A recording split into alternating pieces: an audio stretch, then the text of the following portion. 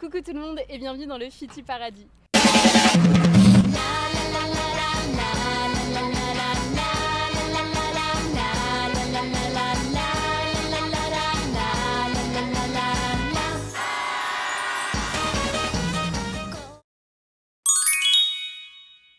Aujourd'hui, on accueille Julien. Julien, présente-toi. Eh ben, écoutez, bonjour à toutes, bonjour à tous. Je m'appelle Julien Ville, je suis humoriste lyonnais depuis plusieurs années maintenant. Et aujourd'hui, je suis invité du podcast de Fiti. Alors du coup, là t'es accueilli, j'ai la bouche pleine, t'es accueilli avec plein de nourriture, du soleil. Ouais, on est pas mal, hein. Ouais, vraiment, on est bien. Bien installé et tout, c'est cool quoi. Ouais. Il fait chaud mais pas trop, donc Ça là va. ça va. Ça, on a le parasol, sinon il fait Ouais, très chaud. sinon il fait très chaud, ouais, c'est vrai. Alors du coup, je vais te montrer comment ça fonctionne. Ouais. Ici, tu as plein de thèmes, de cartes, on en a parlé tout à l'heure déjà. Mhm. Je sais déjà plus ou moins de quoi tu veux nous parler, Ouais. mais on peut faire comme tu le souhaites. Soit on parle directement du sujet que tu es venu aborder, Mhm. soit on peut partir d'un thème ici, Mhm. aborder ton sujet dans les thèmes Mhm. et ensuite aller un peu plus loin. Ouais, on va faire ça. On va prendre Tu un veux faire thème ça et puis après on va venir petit à petit. Ok, et Parler. ben choisis le thème que tu vas aborder. Ok. Il y en a plein qui sont très intéressants, tu vois. On peut en faire plusieurs. Hein. Ouais, on va commencer par ça, tiens. La pression sociale. Ouais, pression sociale. Alors pourquoi la pression sociale ? Pourquoi la pression sociale ? Parce que on vit quand même globalement dans un monde qui te demande de ressembler à la majorité des gens, de rentrer dans des codes, dans des cases bien définies. Et ce qui n'est absolument pas mon cas pour moi, parce que je suis un homme gay.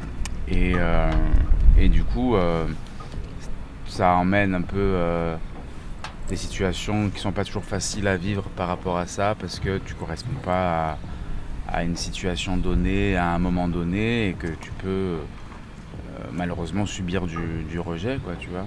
Donc la pression sociale, elle y est souvent. Dans le quotidien, dans le travail, avec la famille aussi, ça peut, beaucoup moins maintenant, mais par le passé, c'est arrivé. Donc ouais, je comprends les gens qui la subissent et qui ont du mal avec ça, tu vois. C'est quelque chose de pas facile au quotidien, ça c'est sûr. Ouais, si je comprends. Et du coup, si on reprend de ta vie de zéro quelque part, Ouais. alors la pression sociale, elle commence pour toi par la famille Ouais. ou elle commence à l'école, comment ? La pression sociale, elle commence dès l'enfance, je crois, parce que tout petit ou petite, on te dit à l'école, qu'est-ce que tu veux faire quand tu seras plus grand ? Et c'est une question absurde, je trouve, parce que tu sais jamais, quand tu as 3, 4, 5 ans, tu es juste un enfant, une enfant qui a des rêves, qui veut s'amuser, dont le but de la vie, c'est de jouer avec un ballon, jouer à dessiner, tu vois. Et donc, la pression sociale, on te la met dès ce moment-là où on va te faire rentrer dans une case, où on dira, la fille, elle va être infirmière, quoi, en gros. Et le garçon, il va être footballeur, ou il va être maçon, ou il va être... Enfin, tu vois, il y a plein de trucs comme ça. Après, oui, l'école, il y a une pression forte, très forte, au niveau des notes, où on te fait comprendre qu'il faut absolument avoir les meilleures notes tout le temps, parce que le monde veut ça, un peu produire des élites, tu vois. Et tout de suite, si t'as pas des bonnes notes, je sais que moi, à l'époque où j'étais petit, à l'école et tout, il y avait les notations, quoi. Et les maîtresses, les maîtres donnaient un peu les notes à haute voix, tu vois. C'est horrible. Et c'est horrible. Et C'est genre, horrible. en fait, si t'as pas la bonne note, la classe se moque de toi, quoi, tu vois. Et après, t'es t'es catalogué pour le restant de l'année parce que on te considère comme nul. Mais j'ai l'impression aussi que quand t'as les bonnes notes, en fait quand t'es pas moyen, quand t'as les bonnes notes aussi, on t'es un peu catalogué. Et j'ai l'impression que, enfin, en tout cas pour les enfants, c'est pas cool non plus. Non, non, non. Il y a ce truc-là de les gens qui ont des bonnes notes, on va les mettre devant. Ouais. Mais c'est vraiment un truc très, très bateau, quoi. Les gens qui ont les bonnes notes, on va les mettre devant, on va les caricaturer.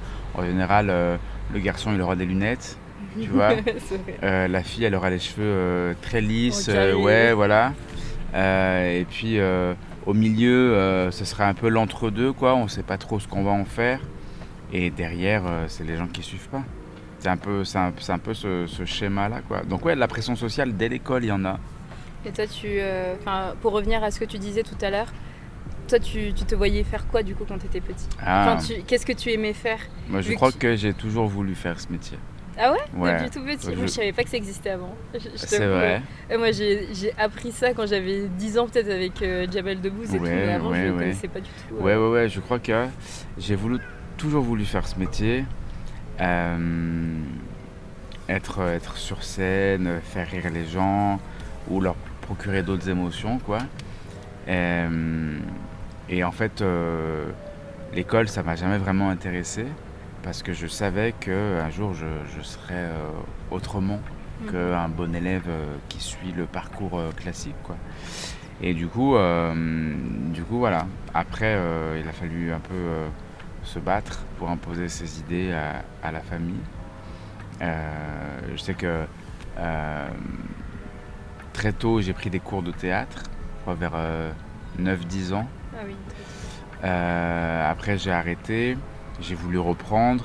Et à l'époque, mes parents sont séparés, donc quand j'étais enfant, je vivais avec ma mère. Après, à l'adolescence, j'ai vécu avec mon père. Et mon père, les arts, mais il n'était pas question qu'on en parle. C'était pas un sujet, quoi. Donc, on pouvait pas chanter, on pouvait pas danser, on pouvait pas. Ok. Ah ouais, c'était très. Pour lui, c'était mal vu ou pourquoi il y avait carrément un rejet? Tu vois, parce que je me dis, tes parents peuvent se dire, je m'en fiche, je m'en fiche, mais de se dire non, mais non, c'est qu'il y avait un sujet derrière ou. Ben, je sais pas. Mon père, pour lui, si tu voulais réussir dans le milieu artistique, peu importe le domaine, mais l'art en général, forcément il fallait coucher pour réussir, tu vois. Ok. Il y avait ce truc-là, cette caricature-là. Ah oui, c'est parce qu'à l'époque, c'est vraiment c'est le cliché de l'époque de ouais. Parce qu'il a eu un copain qui, à un moment donné, aurait pu faire quelque chose et on lui a dit, ben voilà, faut que tu ailles dans mon lit et tout. Pour lui, c'était une généralité, tu vois. Ok. Et donc non, tu feras pas ça, tu feras du journalisme. Donc moi, les médias, ça m'intéresse beaucoup. Mais de là à être reporter sans frontières, c'était pas le but de ma vie, quoi, tu vois. Et donc ouais, la pression, elle a continué un peu parce que il fallait avoir des très bonnes notes pour rentrer, pour avoir les meilleures écoles et ensuite enchaîner, quoi. Donc c'est lui qui choisissait mes stages. Enfin, tu vois, il y avait ce truc, voilà, une énorme pression. Ouais. Ouais, mais du coup, t'as suivi vraiment le chemin qu'il voulait, quoi. En fait, au final, j'ai toujours fait comme j'ai voulu, moi. Mais avant de pouvoir le faire, ouais, j'en ai bavé, quoi. Parce que on t'impose des trucs prédéfinis et c'est pas du tout ce que tu as envie de faire. C'est pour ça que je suis parti de l'école dès l'enfance où on va dire un tel il sera comme ci, comme ça, qu'est-ce que tu veux faire quand tu seras plus grand et tout. Parce que en fait, c'est à partir du moment où tu te dis je veux être, je sais pas, je suis une fille donc je serai infirmière, et ben on va tout faire pour que la fille elle soit infirmière, tu vois. Et on va pas, jamais on va déroger à la règle, jamais on va s'adapter. Il y a d'autres façons de faire dans la vie, quoi, tu vois. C'est dommage. Mais enfin, j'ai fait un podcast avec une fille qui s'appelait Laura, Ouais. qui disait aussi, elle avait un peu la même chose que toi. Elle disait que quand elle était petite, elle voulait être présentatrice météo. Ouais.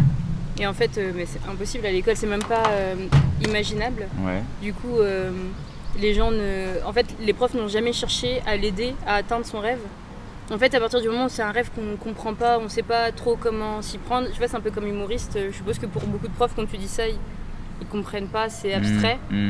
Du coup, au lieu de chercher des réponses et t'aider à atteindre ce niveau, on te dit non mais fais quelque chose de plus ouais, c'est ça. Ouais, parce qu'en fait, en plus, on a peur de ce qu'on connaît pas aussi. Et du coup, comme on en a peur, on va pas chercher à comprendre, on va l'éviter ou on va le rejeter. Et ça m'étonne pas qu'on lui ait dit ça, quoi, tu vois. Moi, j'ai un souvenir de quand j'étais enfant, il y avait une époque où il y avait plein de groupes de musique, tu vois. Alors je prends l'exemple des L5. C'est un groupe de meufs des années 2000. Okay. Moi, les groupes à l'époque, ça me fascinait un peu parce que je trouvais ça trop cool. Ils faisaient des concerts, des tournées, c'était un peu des restas à l'époque, quoi. C'est un groupe français ? Ouais, okay. Ouais. Et du coup, je disais, un jour quand j'étais enfant, je disais, je ferais comme elle, quoi. Mais du côté de mon père, mais les gens se sont foutus de ma gueule. Mais au lieu de dire, c'est trop cool, il y a un truc artistique et tout, machin, on va l'encourager, on va l'inscrire à des choses. Ils se sont foutus de ma gueule vraiment fort. C'est parce que c'est quel niveau social ? Ils font quel type de métier ? Ils sont très administration, très carré, très... Moi, je viens d'une famille un peu ouvrière, quoi, où en fait, le principal objectif, c'était de remplir son frigo, tu vois, et il n'y avait pas de place pour les rêves, en fait. Jamais. Et il y avait un peu ce truc-là de... les parents, les grands-parents, on les a un peu empêchés, je pense, à un moment donné, de s'accomplir en tant que personne, d'accomplir des rêves et tout. Et comme on leur a fait ça, eux et elles ont reproduit ce schéma-là de non, si nous on l'a pas fait, en fait, nos enfants et nos petits-enfants ne pourront pas le faire non plus, quoi, tu vois. Donc j'ai cherché un peu à comprendre. Et puis après j'ai arrêté parce que c'est très chronophage, ça prend trop de temps.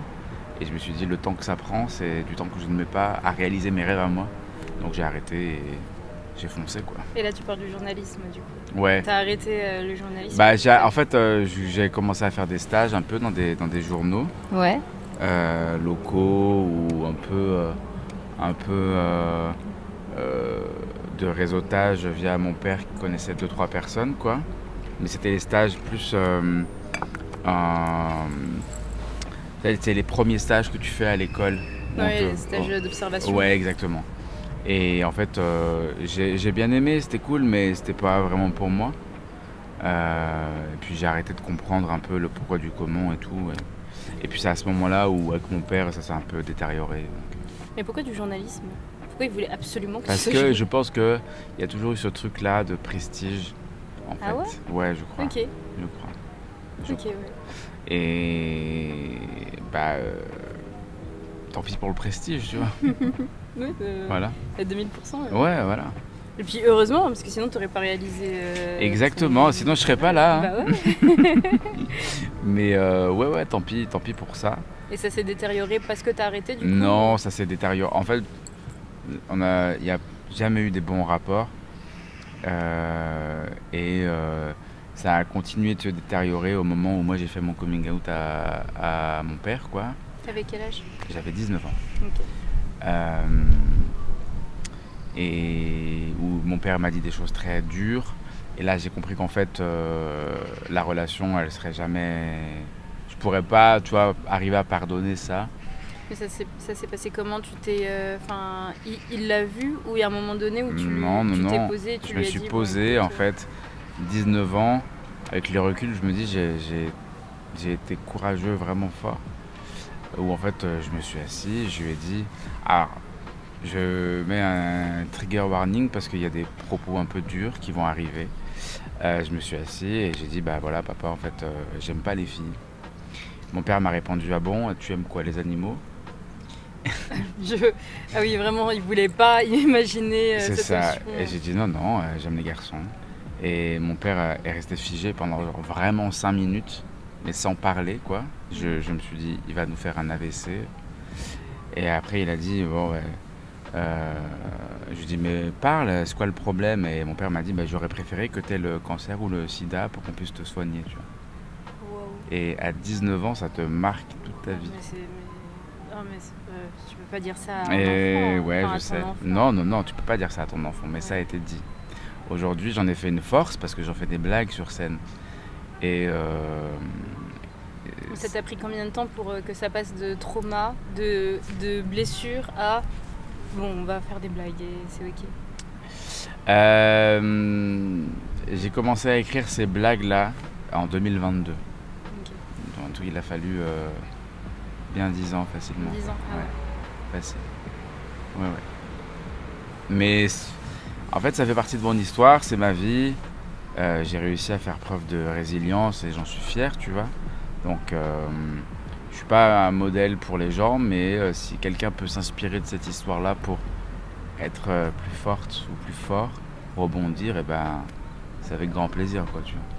Et ta maman, elle l'a vécu comment enfin, tout. Que ce soit le journalisme et ensuite ton coming out, parce que t'en parles pas beaucoup. Non, ma mère, le coming out, elle l'a pas mal vécu. Je pense qu'il y a eu un truc de ok, il faut 5 minutes pour m'adapter, quoi, et après ça va aller. Donc ça s'est bien passé. Et le journalisme, en fait, c'était trop éloigné pour elle. Donc, tu vois, il n'y a pas eu vraiment de réaction de est-ce que c'est toi, pardon, c'est ce que tu veux faire toi? Tu vois, il n'y a pas eu cette question-là de mais toi, qu'est-ce que tu as envie de faire, quoi. Par contre, là où je remercie ma mère, c'est que même si l'art, ça restait éloigné aussi pour elle, parce que, comme je t'ai dit tout à l'heure, la priorité c'est de remplir son frigo dans les milieux un peu précaires, pauvres. Ma mère m'a quand même inscrit à des cours de chant et de théâtre, tu vois. Elle a quand même réussi à faire perdurer ce truc de si ça te plaît, je vais faire le sacrifice de le faire pour toi. Ok, donc c'est grâce à elle que tu as pu entrer. Elle a quand même fait germer un truc, elle a continué de faire germer un truc en moi. Et ça, c'est cool. Donc je la remercie pour ça. Mais du coup, quand tu m'as dit tout à l'heure que tu es entré dans le monde du théâtre à 9 ans, c'est elle qui t'y avait inscrit, du coup, c'est ça? En fait, ce qui s'est passé, c'est que j'étais à l'époque, c'est juste avant le collège, là, et il y a une troupe qui était venue à l'école en mode on vient recruter des futurs enfants, des élèves, quoi, pour la rentrée prochaine. Et donc on fait une démo de théâtre dans les écoles. Et j'étais enfant, je n'avais jamais autant ri de ma vie qu'en voyant un mec qui fait semblant de tomber sur l'estrade, tu vois, qui marche et paf, il chute, quoi. Ouais. Et je dis, ce gars est génial et il a fait naître un truc en moi, en mode, oh, mais on peut vraiment faire rire les gens, quoi. Et du coup, je suis rentré chez moi, j'ai dit à ma mère, il y a des gens qui sont venus à l'école, je veux aller faire du théâtre avec ces personnes-là, et c'est parti comme ça.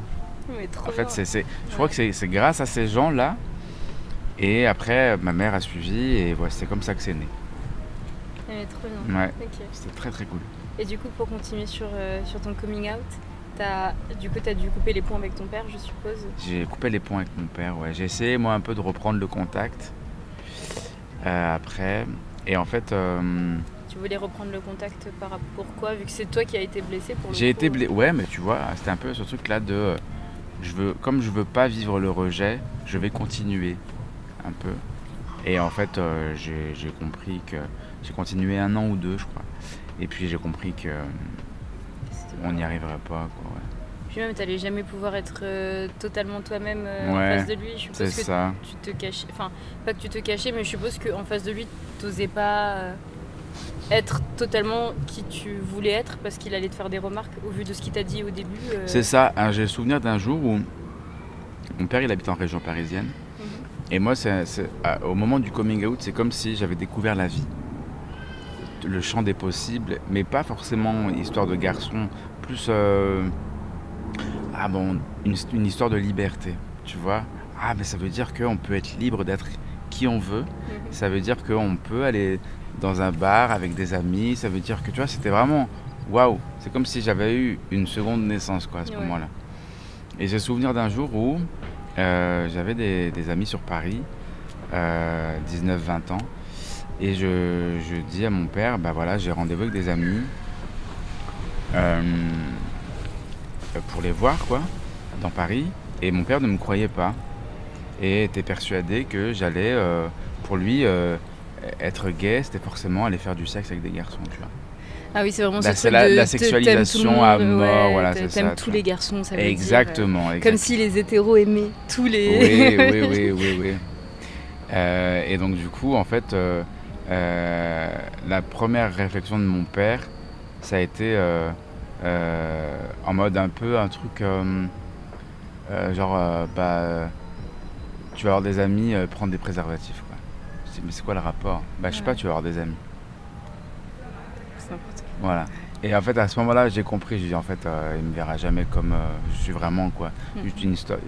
Comme une bête sexuelle, en fait. Et je me suis dit, allez, tant pis, quoi. Ouais, vraiment. Et ça t'a blessé, ça t'a pris 10 ans pour faire tes blagues, mais ça t'a pris combien de temps pour te soigner, intérioriser? T'es allé voir une Ouais, psy, j'ai fait une grosse thérapie jusqu'à il y a très peu encore. Pour justement l'acceptation, la guérison, que ce soit de ça ou d'autres choses, hein. Et aujourd'hui, je me sens, tu vois, j'en parle, mais je suis pas énervé quand j'en parle. Vraiment, c'est ok, ça fait partie de ma vie, c'est mon histoire, et tant pis, enfin, c'est comme ça, quoi. Mais ça m'a pris du temps, ouais, bien sûr. Ça m'a pris du temps, et c'est un deuil aussi. Oui, c'est le deuil de la personne. Exactement. Alors que c'est censé être une célébration, normalement, tu vois. Ouais. De pouvoir être toi-même, c'est censé être une célébration. Normalement, ouais. T'as pu le célébrer, du coup, avec d'autres personnes? Ouais, au fur et à mesure du temps et des rencontres que la vie, elle met sur notre chemin, tu te crées une famille qui n'est pas ta famille de sang, mais qui est une famille de cœur choisie. Et ça, c'est cool, tu vois, quand il y a des choses à célébrer, il me reste une partie de ma famille avec qui ça se passe très bien, il n'y a aucun problème sur le sujet, donc qui est toujours là et avec qui on entretient de très bons liens. Mais la famille choisie, c'est les gens avec qui je célèbre vraiment les gros trucs, quoi, tu vois. Ouais. Les réussites professionnelles, personnelles. Donc ouais, il y a des choses cool, hein. On n'est pas là, on parle de l'histoire de la vie, quoi, mais il n'y a rien de négatif en soi. Ok. Et du coup, tu disais aussi dans le monde du travail. Ouais. Parce que enfin, à l'école, je sais plus. C'est d'abord à l'école ou d'abord dans le monde à du l'école. travail? Non, d'abord à l'école. J'ai subi le harcèlement, malheureusement, au lycée. Mais t'as subi du harcèlement par rapport à ton orientation ou par rapport à tout autre... Ah ouais? Ouais. Parce que t'as dit que t'as fait ton coming out au... Alors, ce qui s'est passé, c'est que... enfin, c'est pas le lycée, c'était la formation après. Ah ok. J'ai été un enfant en surpoids énormément, mais je pense que c'est aussi l'histoire de la vie, le fait de ne pas pouvoir être qui on veut, qui m'a poussé à manger beaucoup à l'époque. Donc je me suis retrouvé en situation d'obésité et on vit dans un monde grossophobe, il ne faut pas se le cacher, tu vois. Et donc du coup j'ai été d'abord rejeté une première fois par rapport à ça et ensuite une deuxième fois par rapport à l'orientation. Et la première fois, ça s'est matérialisé comment? Bah, c'était compliqué parce que j'avais un rapport à la nourriture pas ouf. Plus on me rejetait, plus je mangeais en fait, tu vois. Et donc forcément, ça crée des problèmes de santé, un peu de santé mentale aussi, pas que de santé physique. Donc tu apprends à vivre avec un corps que t'aimes pas trop.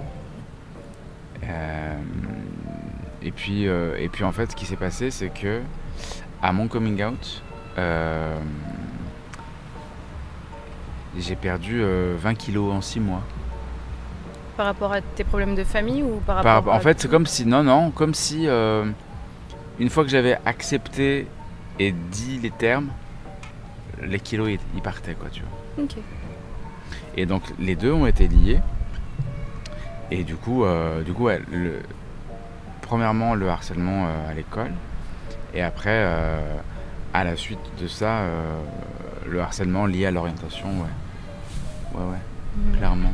Tu reçois des appels la nuit de numéros que tu connais pas. Ah ouais, c'était ouf. Ouais. Mais surtout, parce que dans la formation après le lycée, on est censé être tous majeurs, donc plus ou moins tous conscients de nos actes. Ah bah pas là, hein. Du coup, je trouve ça fou de... Ouais, pas là du tout. Non. Ok, ouais. Voilà. Ça m'étonne venant de grandes personnes. Mais ouais, et t'es déjà allé à la police ou des choses comme ça? Parce que du coup, ce sont des menaces, clairement. Non. T'as décidé de tout J'ai garder... tout intériorisé, ouais. Ok.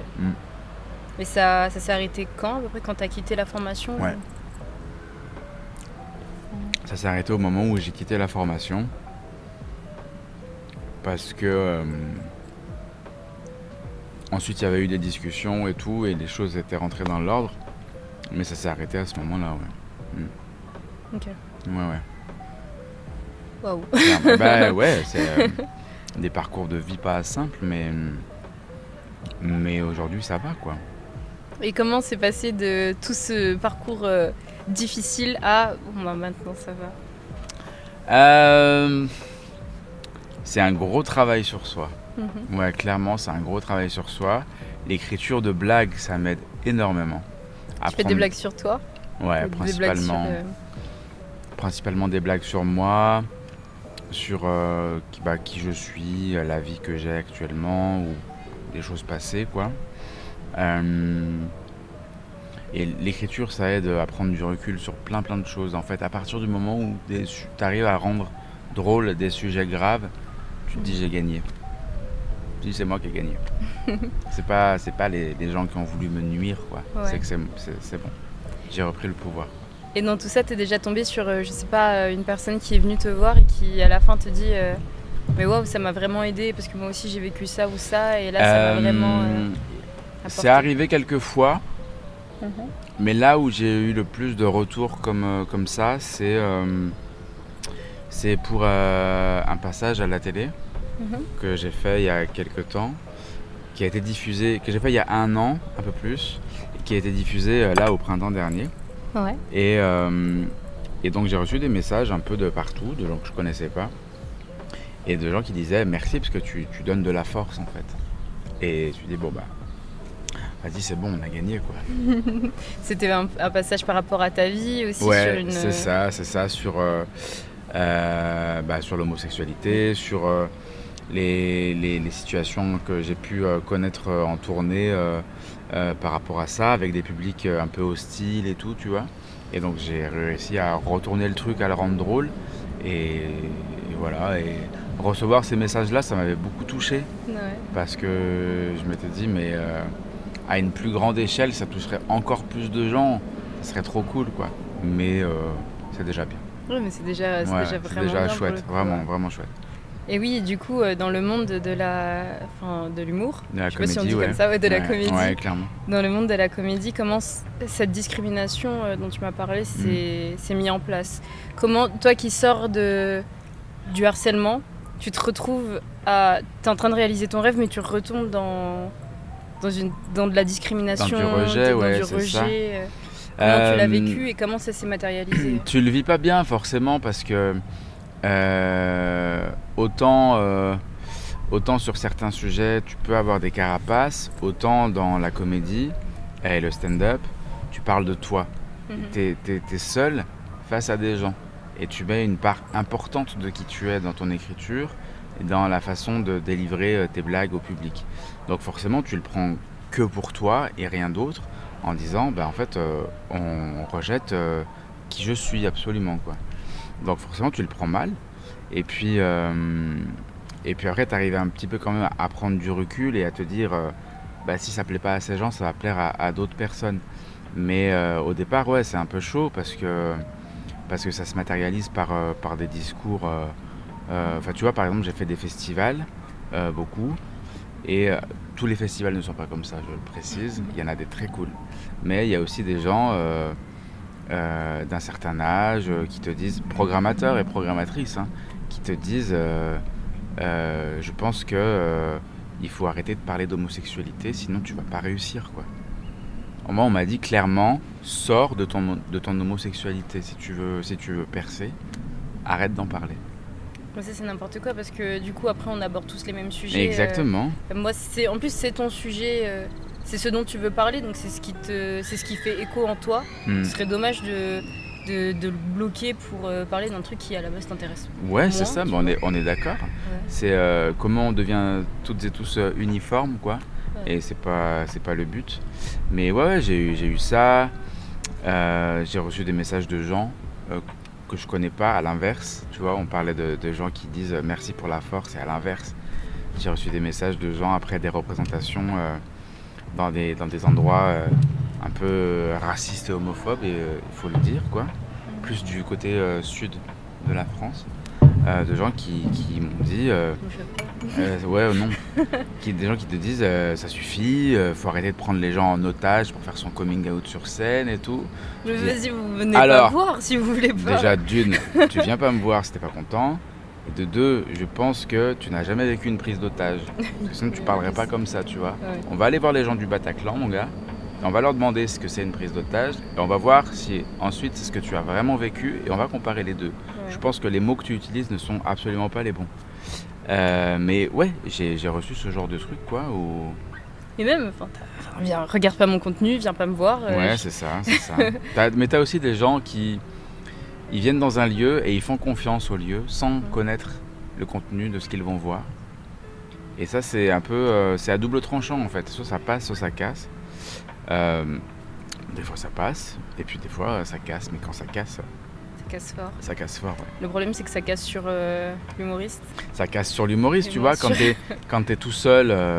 Moi, en général, je pars seul dans les régions où j'ai des programmations, quoi. Quand t'es 3 jours seul dans un endroit que tu connais pas et que tu reçois ce genre de message, t'as qu'une envie, c'est de prendre le train et de rentrer chez toi, tu vois. Et je suppose que plein de fois t'as pensé à arrêter, ou plein de fois t'as eu... Plein de fois j'ai eu envie d'arrêter parce que tu te dis en fait ça va être trop compliqué de trouver sa place, tu vois. Et à l'inverse, plein d'autres fois où je me dis mais non, mais là ce soir c'était trop cool et tout, tu peux pas arrêter, quoi. Et maintenant non, ça me vient plus vraiment en tête. Mais ouais, ça, par contre, ça m'a traversé l'esprit plus d'une fois, ouais, ça c'est sûr. Et quand t'as un moment de down comme ça, parce que t'as reçu des remarques, qu'est-ce que tu te dis, qu'est-ce que tu fais pour t'aider à avancer, malgré le fait que là t'as plus trop foi en ce que tu fais, ou là tu te dis que c'est fini? Franchement, j'ai des soirées un peu références qui se passent très très bien, où je me dis, en fait, pense à toutes les soirées qui se sont bien passées. Et en général, ça aide à avancer. Puis il y a un petit réseau de potes sur qui tu peux compter quand ça va pas trop, tu vois, tu as besoin de parler. Et inversement, ils viennent aussi quand ils ont besoin. Donc on échange et tranquille, tu vois, ça redescend un peu en pression, mais il faut quelques jours avant de digérer la pilule et puis de repartir, quoi. Ouais. Mais bon, tu vois, encore hier soir, alors la soirée s'est très très bien passée, vraiment merci pour les gens qui étaient là. Mais hier soir, je jouais à Saint-Étienne, sur un toit aussi, voilà. Trop dans le thème. Voilà, vraiment, j'ai 2 jours de toit et il y a un délire, quoi. Mais C'est un signe. ouais, c'est ça. Et on se posait la question, on était 4 et on se disait, que moi je me disais, comment les gens ils vont réagir ce soir, parce que ils ressemblaient pas trop au public avec lequel j'ai l'habitude de performer et tout. Ils étaient plutôt... C'est au niveau de l'âge, ou ça ne Ouais, ressemblait pas, ou... Ouais, un peu de l'âge, un peu les profils et tout. Et tu te dis, bon, comment ça va se faire, quoi. Et à un moment donné, on se fait la réflexion, on était 4, on se fait la réflexion. Mais si ça avait été un mec hétéro, en fait, est-ce qu'il se serait posé cette question-là de est-ce que ça va marcher parce que j'aborde tel sujet? Non, il y va, il s'en fout. Ouais. Et je ne souhaite pas que ça marche pas pour les autres, tu vois. Mais il y va, il s'en fout. Donc je me suis dit, bah vas-y, en fait, ça passe ou ça casse, quoi. Oui, mais tout à fait. Et je pense que du coup, ça donne presque une confiance, j'allais dire insolente, façon de parler, mais en mode, de toute façon, vous n'allez pas enlever qui je suis, donc si vous rigolez pas, je vais rentrer chez moi et puis je vais recommencer demain et ça va mieux se passer, quoi. Et puis c'est en cassant les codes qu'on réussit à se surpasser, Ouais. à faire plus de choses. Quand on reste et qu'on fait ce que les autres attendent de nous, bah, c'est trop difficile après de se démarquer et d'être quelqu'un d'autre. C'est ça. Et moi, j'ai plus le temps de faire ce qu'on attend de moi. La vie, elle passe trop vite. Et je dis pour tous les gens, vraiment. Vivez votre vie, pas du tout. Presque. Vivez votre vie à fond, quoi, parce que ça passe vite et n'attendez pas d'avoir un certain âge pour kiffer. Ouais. Vraiment. Je suis à 2000% d'accord. Et au final, ton public a été. Enfin, le public d'hier a été réceptif ou pas? Ah, vraiment? Ah ouais? Vraiment beaucoup, ouais. Mais trop bien, du coup, tu vois, ça. Même ça, moi, ça confirme j'étais très très étonné. Parce que je me suis dit, si ça se passe mal, c'est pas grave. Si ça se passe bien, bon, on dira que c'est une soirée qui était sympa, quoi. Mais c'était plus que ça, même, donc c'était cool. Trop bien, trop bien. Et c'était à Lyon? Non, à Saint-Étienne. Ah oui, à Saint-Étienne, tu l'as dit tout à l'heure. Sur le rooftop du Novotel à Saint-Étienne. Oh waouh. Donc c'était très chouette. Oh waouh, monsieur est quelqu'un. Monsieur va là où on l'invite, quoi, et il kiffe, et c'est cool. Et c'est quoi, quels sont tes rêves un peu dans ce domaine-là? Je suppose que, bon, déjà être humoriste, c'est un rêve, qui se réalise. Maintenant, c'est un objectif. Ouais. Mais dans ce rêve, dans cette réalisation, quels sont tes objectifs? Quel est ton futur?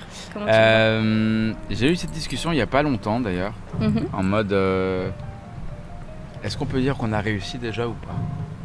C'est important, je pense, d'arriver à matérialiser les choses, tu vois, parce que si tu te dis mon rêve c'est ça, je sais pas, par exemple, tu te dis mon rêve c'est d'enregistrer un podcast. Mon rêve ça a toujours été d'enregistrer un podcast, et maintenant mon rêve c'est d'enregistrer un podcast mais devant 500 personnes dans un grand théâtre, par exemple. Donc c'est cool, mais ça veut dire que le rêve tu l'as déjà réalisé, qui est d'enregistrer des podcasts, d'accueillir les gens bien comme il faut et tout. On a du pâté en croûte, les gars, donc vraiment on est bien accueillis. Mais ça veut dire que tu as déjà réalisé un truc qui était de l'ordre du rêve à l'époque, ou d'une envie forte, quoi. Et la discussion que j'ai eue, c'est est-ce qu'on a réussi, est-ce qu'on a réalisé notre rêve, ou alors en fait on attendra d'avoir réalisé notre rêve le jour où on jouera à l'Olympia, peut-être, je ne sais pas. Peut-être que ça n'arrivera jamais, peut-être que si, j'en sais rien. Et en fait j'ai dit mais notre rêve, c'était de monter sur scène. On l'a fait. De dire qu'on est humoriste, stand-upper, stand-upeuse à plein temps. On l'a fait. Après, c'était d'en vivre. On l'a fait. Après, c'était, ok, maintenant qu'on a ça, qu'est-ce qu'on peut faire? Eh ben, on peut, je sais pas, peut-être former des gens, apprendre à écrire des blagues, tu vois. On y arrive. On commence à le faire et tout, c'est cool. Bon, bah après, le reste, c'est bien, c'est l'autoroute du kiff, quoi, tu vois. Ouais. Il y a des gens qui vont dire, ouais, il dit ça parce que en gros, il n'arrivera jamais à jouer à tel endroit. Peut-être, mais en soi, moi, j'ai déjà réalisé mon rêve qui était de vivre de ma passion. Donc, à partir de là... Et puis ça n'a rien à voir avec la réalisation, avec où est-ce que tu vas jouer plus tard ou quoi que ce soit. Non, c'est ça. C'est vraiment juste le fait d'avoir réalisé, comme tu dis, le rêve de base. Le rêve de base, il était d'être humoriste et ensuite de pouvoir en vivre. Et j'ai fait les deux, donc c'est très cool. Et maintenant, après, le reste, c'est des objectifs, pas des rêves, c'est plus des objectifs. Ouais. J'ai un truc, c'est que j'adorerais par exemple jouer en Espagne et en espagnol. Tu parles espagnol? Un petit peu. Un petit peu. Alors pourquoi ce truc-là, je sais pas, mais ça me chauffe depuis très longtemps. Y a un truc aussi, c'est que j'adorerais faire un passage à l'Olympia. Mais parce que l'Olympia, c'est un peu mythique. Il y a un peu plein de gens qui y sont passés, des grandes chanteuses de l'époque, des grands chanteurs et tout. Donc il y a un peu ce truc-là de... Ce lieu, il a une âme, tu vois. Et voilà, les lieux qui ont une âme me parlent beaucoup. Et donc, j'aimerais un jour passer dans ce lieu, faire un truc. Après, j'adorerais faire partie d'une troupe et partir en tournée, comme ça, tu vois, en mode, vraiment, c'est la colonie de vacances, quoi. Ça, j'adorerais. Mais le rêve de base, il est réalisé, quoi, en tout cas. Après, c'est plus qu'est-ce que tu as envie de faire maintenant que ton rêve est réalisé, tu vois.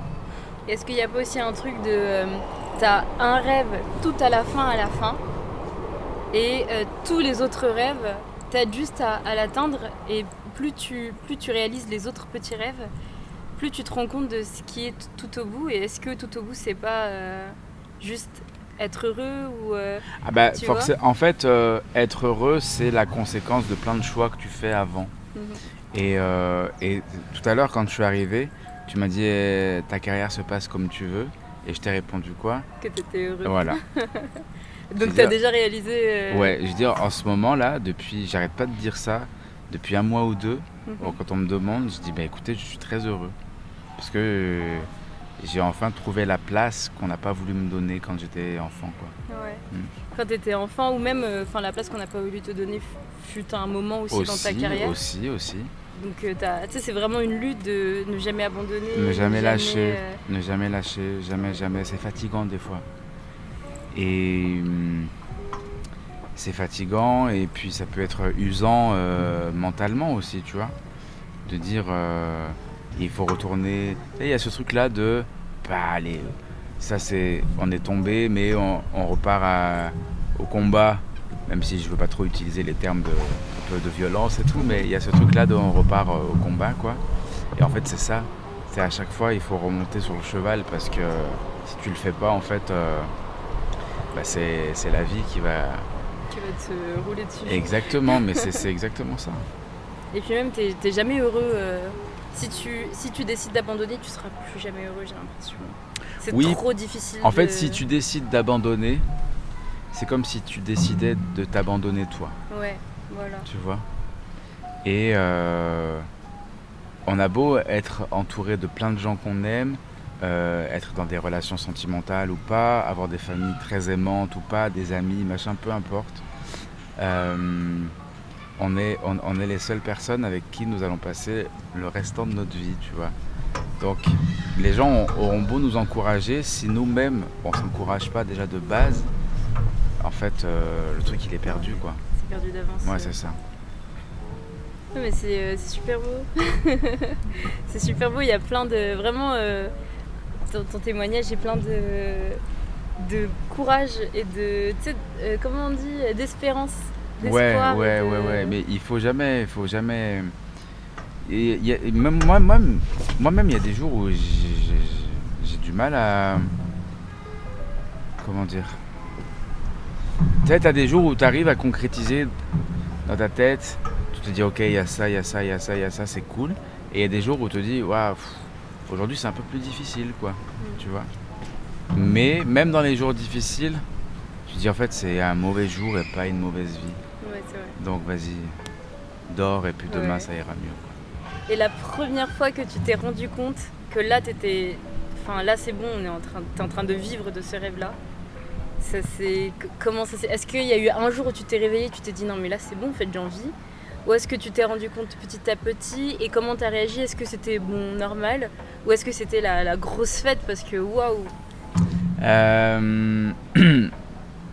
Ma date anniversaire du jour où j'ai commencé à en vivre. Alors il y a deux choses. J'ai commencé, et c'était une grande fierté pour moi, j'ai commencé à pouvoir payer mon loyer début 2020 avec Wow. ce que j'appelle moi l'argent des blagues. Ok. J'étais très très fier. Mhm. Et puis est arrivé le Covid qui nous a coupé les ailes vraiment fort. Sur les réseaux sociaux, ça n'a pas aidé non plus, non? Si, j'ai fait un peu des vidéos, des trucs, ça a marché doucement, quoi, tu vois. Mais ça m'a permis justement d'entretenir cette flamme-là. Ok, les gens ils répondent un peu et tout, donc c'est cool. Et vraiment, j'ai une date anniversaire, donc début 2020, il y a ça. Mais ma vraie date anniversaire, c'est avril 2022. Je crois le 10 ou 11 avril 2022, tu vois. Où en fait, je faisais plein de taf alimentaires pour continuer de payer le loyer tant que ça le payait pas complètement au sortir du Covid. Et en fait, je me rends compte que à un moment donné, j'ai assez de dates sur l'année, assez d'argent pour me dire ok, c'est bon. En fait, à partir de maintenant, je n'ai plus besoin de faire tel truc qui ne me plaise plus parce que je vais pouvoir faire ça à plein temps et en vivre parce que je peux me projeter assez loin, tu vois. Et donc ce moment-là de avril 2022, ça a été un truc, mais dans ma tête, ça a été le 14 juillet, quoi, tu vois, les feux d'artifice partout. Et c'est à ce moment-là, en plus, où on a commencé à m'inviter sur des soirées humour queer et tout, LGBT. Et en fait, c'était double fierté, du coup, parce que j'avais l'impression et d'avoir lâché quelque chose qui ne me plaisait plus pour officialiser quelque chose qui était de l'ordre du rêve et qui s'est concrétisé. Et en plus, de commencer à trouver une petite place grâce à ça, quoi. C'est comme si on dit souvent, des fois on retient des choses par peur de manquer, même si elles nous plaisent plus. Mais quand on arrive à les lâcher, après ça amène d'autres choses super cool. Et ben c'est ce qui s'est passé. Et j'ai ce souvenir-là de avril 2022, ça a été vraiment fort parce que c'est là où j'ai dit, ok, c'est bon, je suis humoriste et ça va pas changer. Ouais, rien ne te ramènera. Non, je parlais encore avec une amie journaliste, tiens, tu vois, tout à l'heure. On parlait de sensation de liberté et tout. Et je disais, la liberté, elle a un prix. Mais une fois qu'on l'a, en fait, on n'arrive plus à la lâcher, quoi. Ouais. Tu vois, la vie, elle est trop fade. J'ai beaucoup d'admiration, à l'inverse, moi, pour les gens qui sont dans des boulots qui les font pas vibrer. Tu sais, où tu pars à 9h, tu rentres à 18h, et en fait, toute la semaine, ta vie, elle va être comme ça. Et toute la semaine, tu vas faire les 3-4 mêmes tâches au travail, et tu vas pas kiffer, et tu vas avoir l'impression d'être à côté de tes pompes. Et moi, j'ai beaucoup d'admiration pour ces gens-là, parce que je me dis, en fait, est-ce qu'un jour, ils vont pas regretter, quoi, tu vois. Il y a plein de gens, tu vois, qui disent que c'est tout aussi dur d'entreprendre une carrière dans la comédie ou dans l'art ou enfin, tu sais, dans un rêve. Et j'entends plein de personnes qui, quand même, conseillent à d'autres de ne pas se lancer dedans s'ils n'ont pas les épaules. Et du coup, je me dis, est-ce que certains, du coup, s'empêchent de réaliser ces rêves parce qu'ils ont trop peur d'être déçus? Je pense, mais aussi parce que la société te dit quelque part, non, mais le confort, c'est cool, quoi. Ouais, tu vois. c'est vrai. Et évidemment, non, mais là, oui, on va pas dire le contraire, mais non, mais tu vois ce que je veux dire, c'est que évidemment que le confort, c'est cool. Avoir de l'argent pour manger, c'est nécessaire, pour payer son loyer, tout ça, c'est sûr. Mais d'un autre côté, passer à côté de soi, je pense que c'est triste. Oui. Et même, tu vois, quand je disais le confort comme ça, c'était plutôt dans le sens... je suis pas sûre que d'avoir un métier alimentaire, quand bien même on est sûr que tous les mois le même salaire tombe et qu'on ça va pas te rendre heureux. Ouais, je suis pas sûre qu'on soit si confortable dans la vie. Je nuance parce que je sais que tout le monde n'aura pas la possibilité de se dire j'ai de l'argent un peu, je peux lâcher mon travail pour faire autre chose. Et tu vois, je veux pas avoir un côté donneur de leçons, quoi. Mais en tout cas, j'espère vraiment qu'il y a plein de gens qui passeront pas à côté de leur vie pour un travail alimentaire parce que la vie te dit que c'est plus important d'être dans le confort, quoi, tu vois. Ouais. Ouais. Et du coup, ta famille maintenant, ils sont plus compréhensibles. Enfin, pas je parle pas de ton père là pour le coup. Ouais. Le reste de ta famille, maintenant, ils sont fiers de toi. Ils sont. Oui, beaucoup. Ma maman, elle est malade psy, mais ça a toujours été comme ça. Aujourd'hui, elle vit dans une institution médicalisée, donc avec une chambre individuelle et tout. Et en fait, ce qui se passe, c'est que dans cet institut-là, tous les matins, ils reçoivent les journaux. Et j'ai déjà eu la chance d'avoir plein d'articles de journaux, de pubs, un peu interviews et tout. Et en fait, à chaque fois, ma mère, elle prend le journal, elle découpe, elle plastifie et elle colle. Et dans sa chambre, un peu médicalisée et tout, le mur derrière son lit, ce n'est que moi, avec que des photos de moi, des affiches de spectacles, des trucs de journaux et tout. Donc il y a cette fierté-là qu'elle a, ma mère. Elle a déjà pu venir te voir ? Elle a déjà pu venir me voir, bien sûr. très très très très fier. Je suis toujours en lien avec la famille du côté de mon père. Pareil, beaucoup de soutien, dès qu'ils peuvent, ils viennent. Enfin, tu vois, c'est très cool, quoi. Ma grand-mère qui a 90 ans, qui s'inquiète toujours de savoir est-ce que tu as du travail, est-ce que tu as des dates. Et l'autre jour, elle m'avait vu dans le journal aussi. Elle dit, ah, j'ai vu, tu vas aller dans plein de villes, plein de villes, plein de villes, plein de villes, plein de villes. Elle a enchaîné le truc comme ça, plein de villes, plein de villes, plein de villes, plein de villes. Je dis oui, oui, mamie et tout. Ah, c'est très bien, c'est très bien.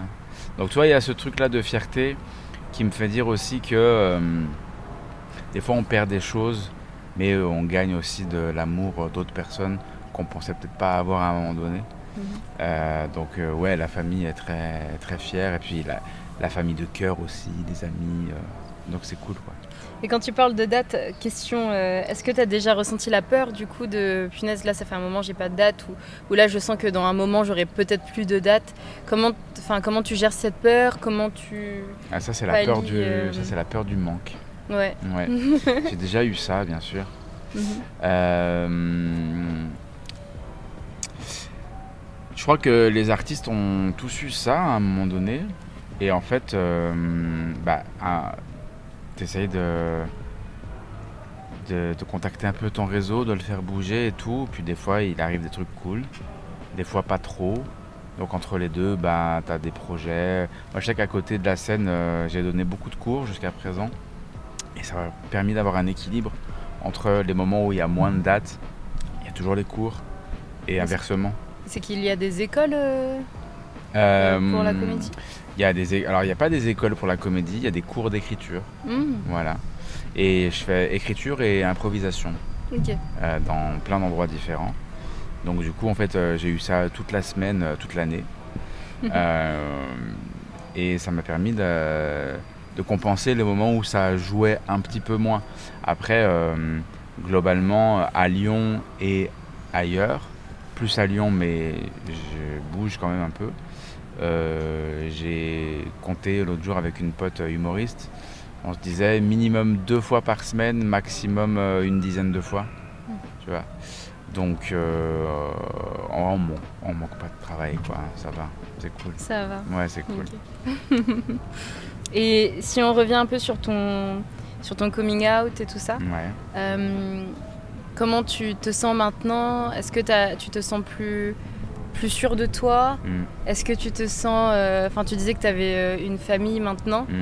Comment tu continues d'avancer avec cette fierté, avec toute cette personne que tu es et que tu es fière maintenant de représenter?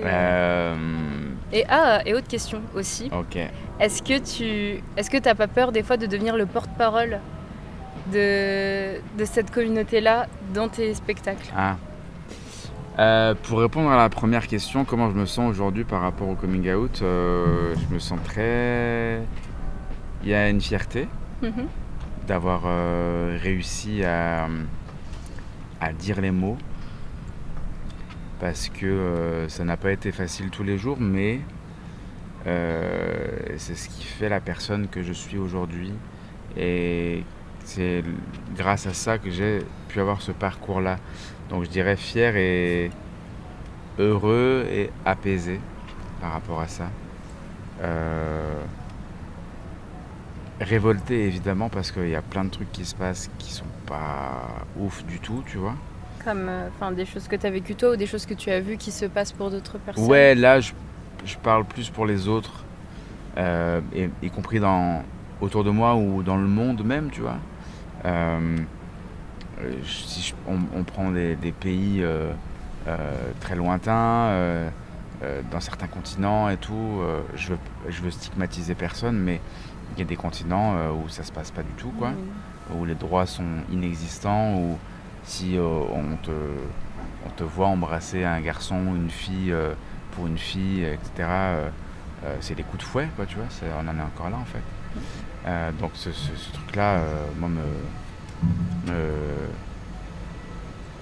ça terrifie quelque part. Me fait peur et me met en colère beaucoup. Et est-ce que j'ai peur de devenir le porte-parole? Non, c'est pas... je pense que tu peux avoir cette peur-là à partir du moment où tu commences à être vraiment connu. Moi, c'est pas mon cas encore. Localement, un petit peu. Et encore. Mais j'ai pas ce truc-là, en fait. Je me dis, tant que il y a des gens à qui ça peut donner de la force, c'est cool. Vraiment. Mais j'ai pas cette appréhension-là. Pas ça, non. Pas encore. Mais ouais, bientôt tu seras très connu, on te le souhaite. Bah, évidemment. Et à ce moment-là, tu penses pouvoir gérer ta carrière comment? Tu arrives à gérer un peu le côté, le travail, la différence entre le travail et ta vie perso, et le temps que tu te donnes à toi-même, le temps que tu donnes à tes proches, et le temps que tu alloues à ton travail, parce que je suppose que tu as envie qu'il aille très très loin. Ouais, évidemment. Il y a eu un gros questionnement sur ok, la vie c'est pas que le travail et le travail c'est pas que la vie non plus.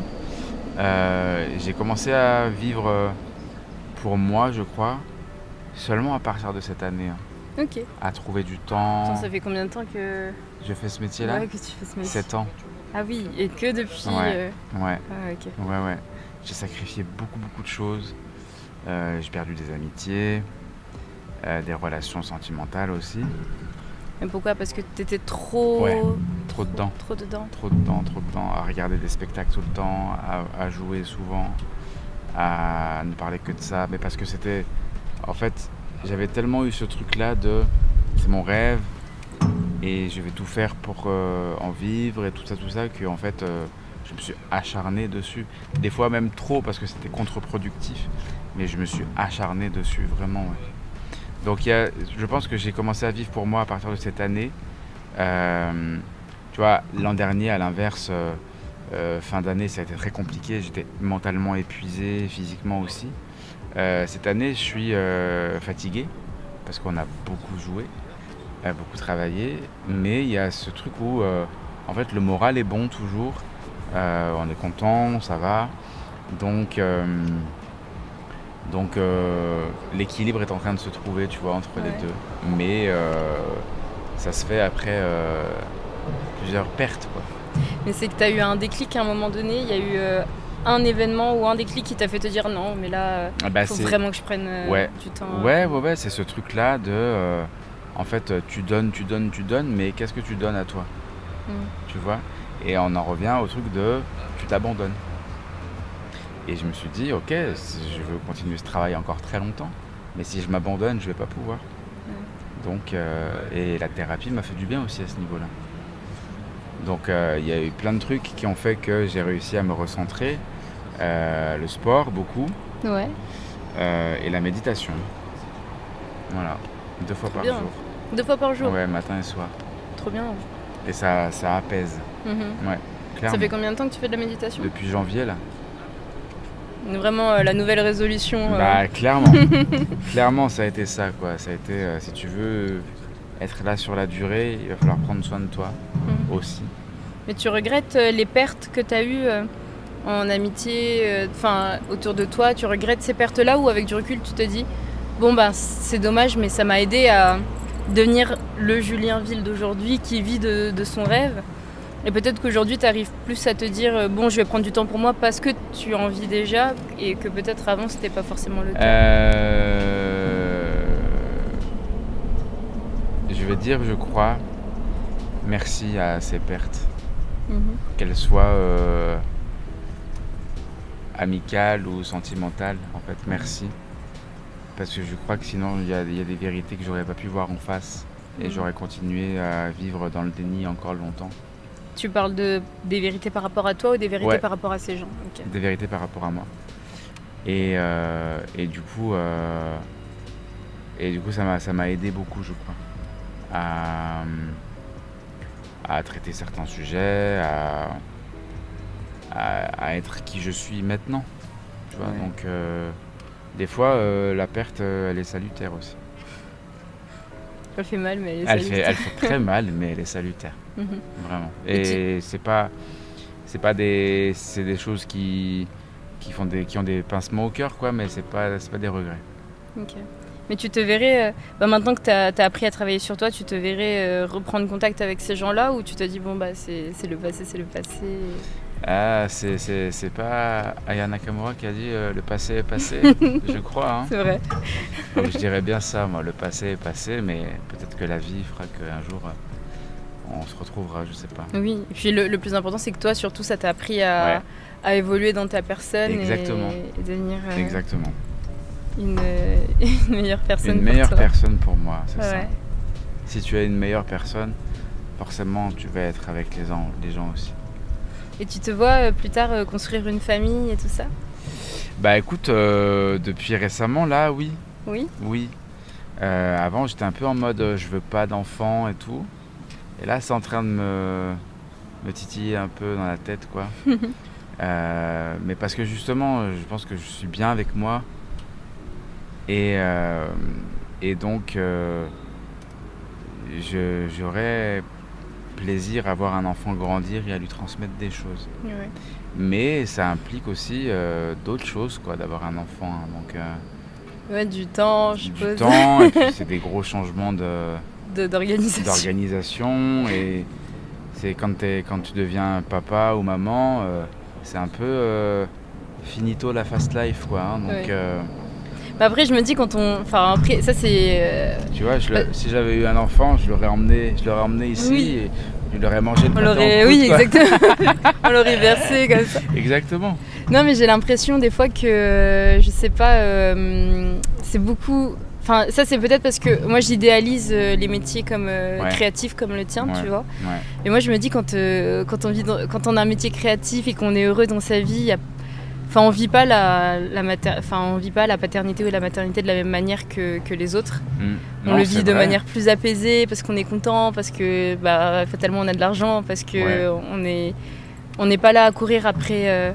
Bon après je sais pas, mais je me dis le temps, peut-être qu'on en a plus qu'on en a moins parce qu'au contraire on met plus de... Je sais pas, je suis perdue.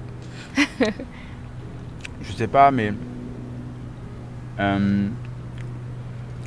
un moment donné, il y avait aussi ce truc-là de est-ce que avoir un enfant, se marier, c'est pas correspondre à des cases, encore une fois. Je sais pas. Aujourd'hui, je saurais pas te dire oui ou non. La vie, il est moins tranché. C'est qu'avant, t'en pensais quoi ? Avant, je me disais, j'ai pas envie de faire comme les autres. Ok. Vraiment, mais de manière très radicale, quoi. Moi, je vais être le tonton cool. Mais oui, vraiment.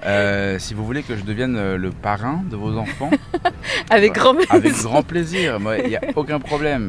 On va s'amuser de ouf, quoi. Papa, ça implique d'autres responsabilités.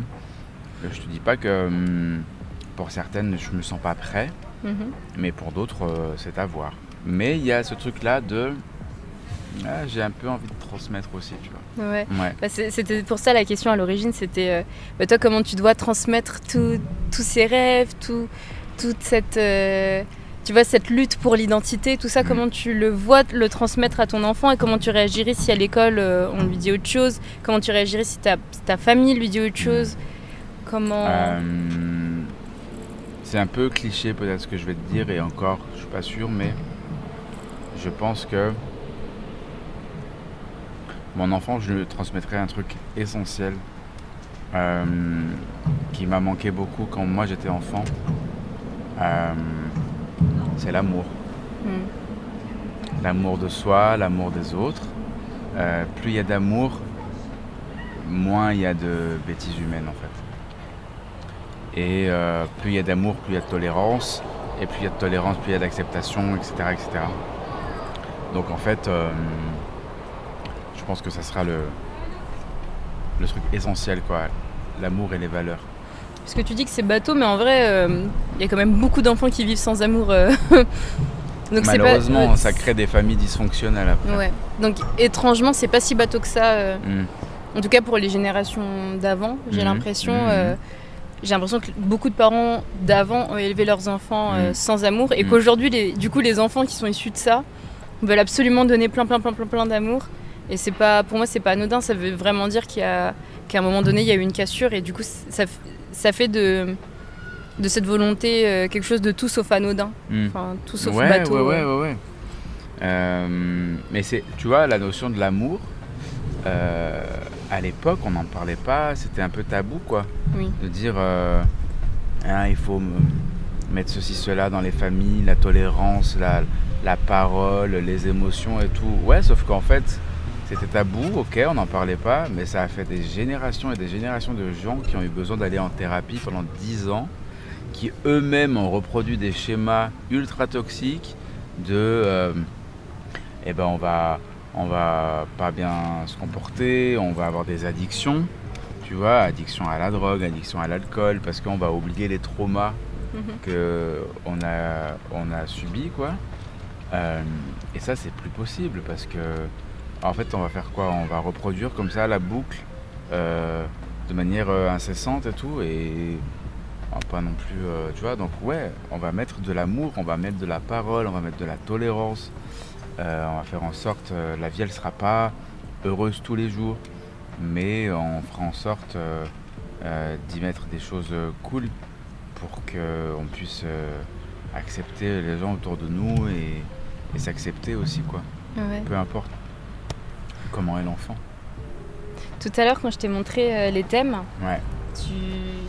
tu m'as parlé. Enfin, il y a un thème qui t'a un peu interpellé et tu viens d'en parler, donc je me permets de sauter un peu dessus. Elle est forte, hein.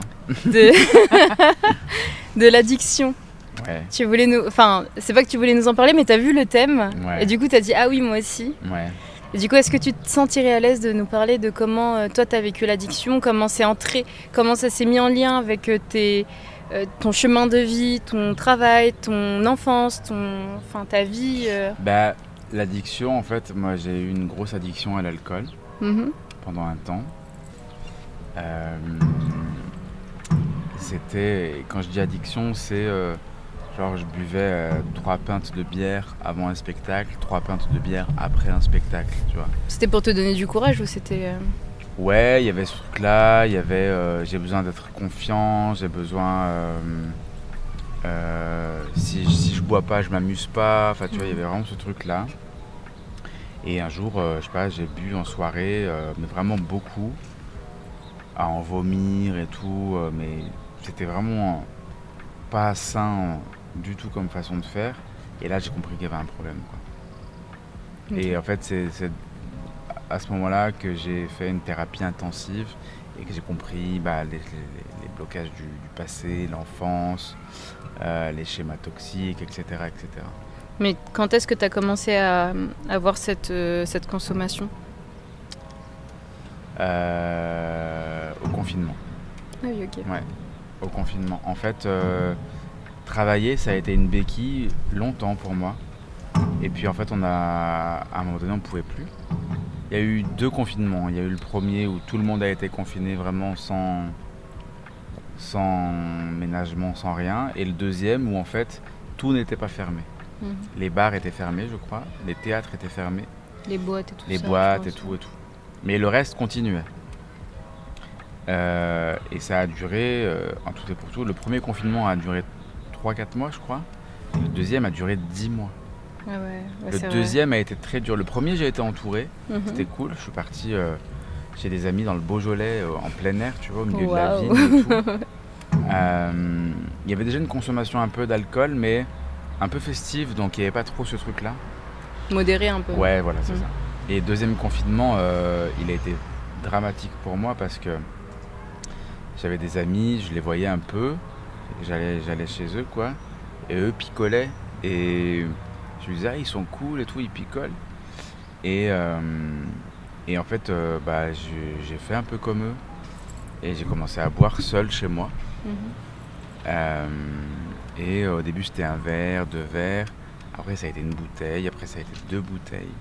Mais comment c'est passé de « Ah, ils sont cool » à « Je vais le faire tout seul chez moi ». Parce que moi, je me serais dit, bon, peut-être que tu l'aurais fait avec eux, mais le faire tout seul chez toi, c'est moins drôle, je me dis. Ouais, mais en fait, cool. il y avait ce truc-là de... au début, tu as besoin de te mettre dans un état avec des gens. Et à un moment donné, en fait, c'est pas les gens qui comptent, c'est l'état. Ah oui. Tu vois.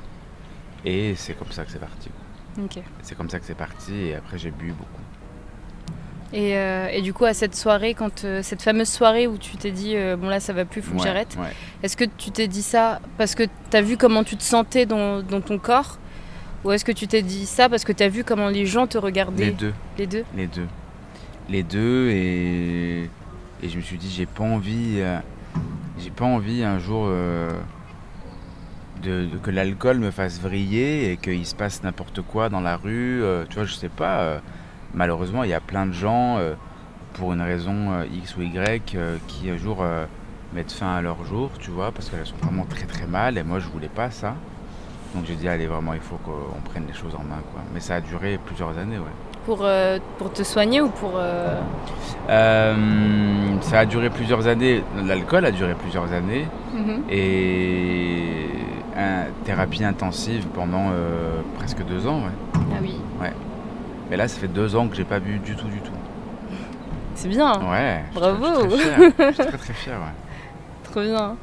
Et ben merci beaucoup. Merci à toi, merci. Ça a été très très cool. Ouais, c'était vraiment cool. Ouais. Il y a plein de sujets, c'était super intéressant. Je suppose que ce sera un peu brouillon parce que ça va dans tous les sens. Oui. Parce qu'à chaque fois que tu dis un truc, je suis en mode putain, c'est super intéressant. Du coup, je rebondis sur ça vrai. au lieu d'avancer sur l'histoire. Donc, mais c'était super intéressant. C'est vraiment un témoignage de résilience et de bon, ben vas-y. Ce qu'on a fait de moi, ce qu'on voulait que je sois, c'est hors de question. C'est ça. Et j'espère que tu iras loin, j'espère que ta carrière ira super merci loin. Beaucoup. J'espère que pour toi aussi ça a bien marché en tout cas. J'espère que tu continueras d'être heureux. Bah ouais, j'espère aussi. Et on va tout faire pour. Ouais. Et soyez qui vous avez envie d'être surtout, et vivez la vie que vous souhaitez, parce que je pense que c'est ça qui nous rend heureux, quoi. Oui. Voilà. Sur ces belles paroles, merci beaucoup, merci d'avoir regardé la vidéo jusqu'à la fin. Je vous laisserai commenter, partager, allez sur le compte de Julien Ville que je vous mettrai en commentaire. Et voilà, bisous bisous. Merci beaucoup. C'est bon.